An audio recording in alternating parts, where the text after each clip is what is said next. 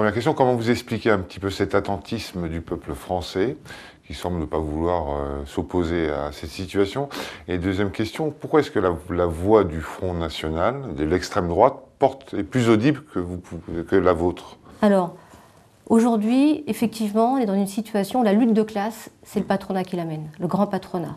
Hein, une lutte de classe féroce. On peut parler de guerre sociale, littéralement. Et il l'amène, et c'est vrai que de ce point de vue-là, le chômage, pour lui, c'est une arme. C'est une arme dans leurs mains. Hein. D'ailleurs, c'est pas un hasard, quand le chômage s'envole, hein, et les actions en bourse, souvent, elles s'envolent aussi. Hein.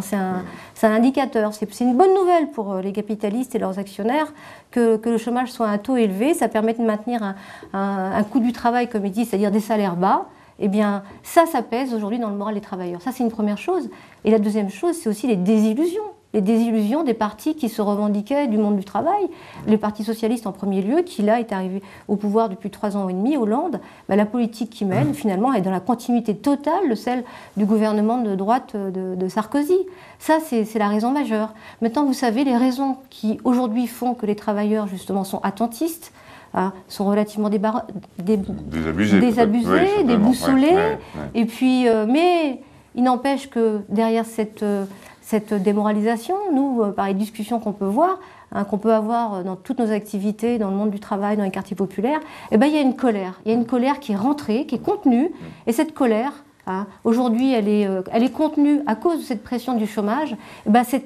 Ça peut se transformer en son contraire. Voilà. Ça peut se transformer en son contraire. Nous, on est convaincus. C'est pas une question de prédiction. C'est l'histoire qui veut ça. On est convaincus il y aura des explosions sociales. Et notre problème, le problème des militants du lutte ouvrière, c'est que ces explosions sociales, il faudra que les travailleurs les mènent de façon consciente, organisée, sur des objectifs. Pas sur des objectifs qui ne soient pas les leurs. Parce qu'aujourd'hui, tous les partis politiques, la plupart, ils font campagne pour les intérêts de la France, les intérêts des entreprises.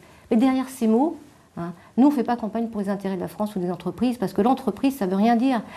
Il y a les patrons et puis il y a les travailleurs. Même les communistes, pardonnez-moi. Les communistes aussi font aussi, ou vous pensez que c'est un parti de gouvernement, finalement? C'est un parti qui a déjà été au gouvernement. Tout à fait, On n'est pas capable de porter les valeurs que vous défendez. Il ne porte pas les mêmes valeurs. Il se démarque du gouvernement aujourd'hui, mais en tout cas, ce qui est sûr, c'est qu'il ne défend pas le programme qu'on défend. Il ne dit pas qu'aujourd'hui, le sort des travailleurs dépendra de luttes amples, profondes, massives, qui remettent en cause le pouvoir des capitalistes et des gouvernements à son service. Il ne dit pas ça. Il ne dit pas qu'il y a un bras de fer aujourd'hui, que dans cette lutte sociale, il faut se préparer justement à se battre. Il ne prépare pas les travailleurs à ça. Et que dans cette lutte, on aura contre nous le Parti socialiste.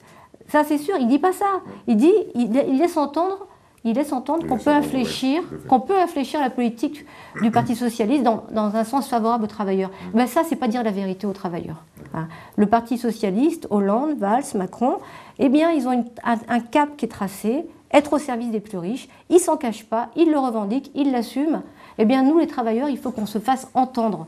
Et c'est ça le sens de notre campagne. Et on sera les seuls, d'ailleurs, à défendre le drapeau de la lutte de classe.